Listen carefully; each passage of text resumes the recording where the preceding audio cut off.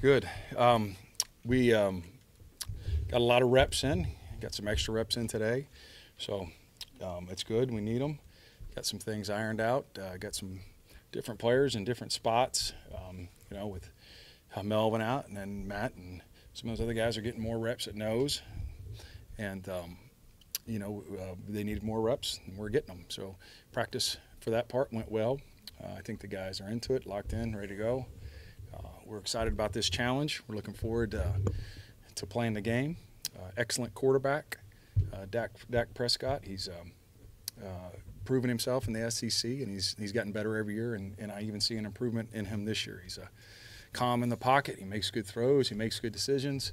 He's a big back. He's hard to bring down. He's their leading rusher, and quite a challenge for us, but we're looking forward to it. What questions do you have? Who else is getting reps at nose? Tymier DeBose and Adrian Middleton. How's Matt responded to it? Matt's worked very hard. He's taken a very serious attitude, which is good. He has come to work every day. He's paying attention. He's doing what we ask. So I'm excited to see him play and continue to watch him practice for the rest of the week. At the halfway point of the season, where would you consider your defense and highest playing right now, highest progressed? Well, I think that in the SEC games that we've done some good things. We haven't played as well in our non-conference games, but in our SEC games, we've done some good things. Last week, the biggest concern or challenge for us was third down defense and explosive passes.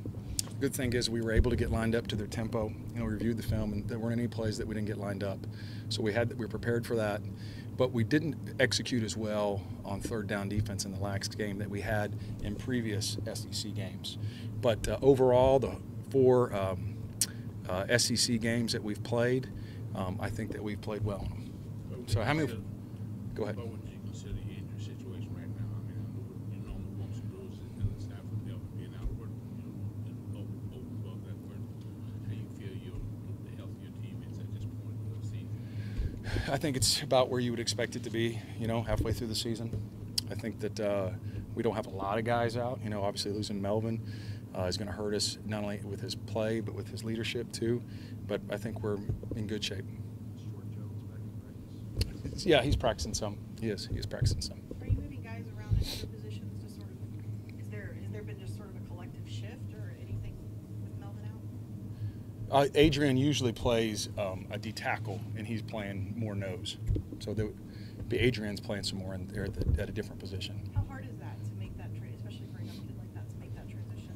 And the things he has to sort of. Well, the nose guard is like corner. And I think I've used this quote before. It's easy in theory, but it's hard in application. So assignment-wise, he doesn't have to learn a lot, but you better get in there and hold a point. So it's going to be more skill than his assignment. Is it possible you're going to use less 3-4 with Melvin out than maybe you would have in there, or schematically the things not change? I think that for us, our scheme won't change much. I think that we're going to just fill the void with different players, but we won't change our scheme much. I think we'll just stay on track. You said you felt like you got lined up and so forth and Auburn gave the problems on third down. Was there an underlying theme to the problems on third down, or was it different things on different plays? The things that I think that we could have done better in Auburn, we stopped the run. I think we held them. Our goal was to hold them under 3.9 a rush statistically, and we did that. I think it was 3.2, okay? And that was the goal going into the game, is we had to stop the run game because they were a running team. But we gave up explosive passes. I think we gave up 4 explosive passes. So we gave up 4 long bombs, and then we got into a lot of third and long situations, which I would have thought that if we got into a lot of third and long situations in that game with them being a running team, we would be in good shape. After reviewing the film, I think it was a combination of pass rush, okay, on third down, and then tackling. We had them in position a couple of times, and we didn't get them on the ground some. And then you just got to win some one-on-ones in the coverage too.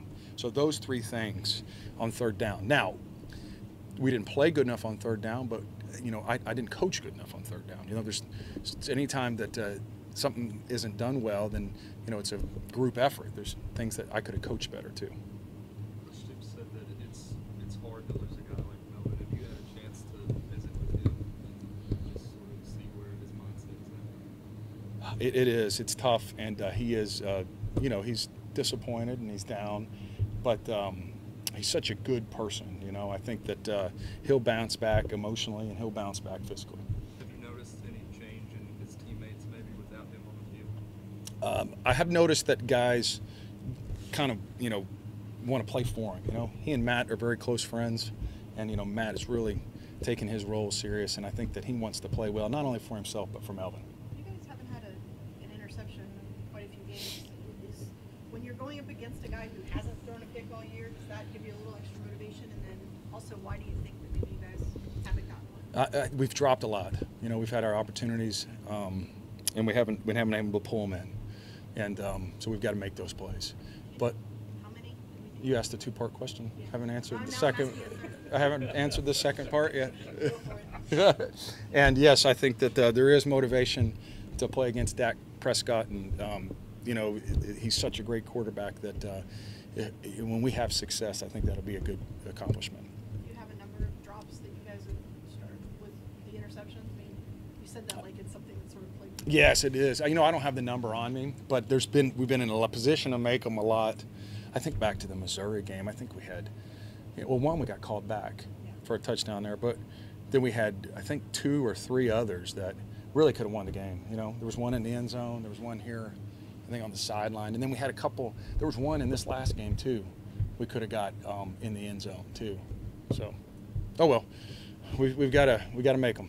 Prescott isn't running as much this year as he has at times in the past, but I assume he's still as much of a threat as ever. Well, he's still their leading rusher. He's the leading rusher from Mississippi State. You're right. They don't have as many rush attempts overall. He still is carrying the majority of their plays. You know what I mean? But you're right. They don't have as many rush attempts overall. Well, one reason is I think he's passing it very well.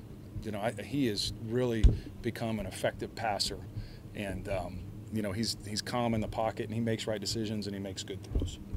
What does Matt have to do to be effective? Matt has to play with technique. He's got to play hard and fast.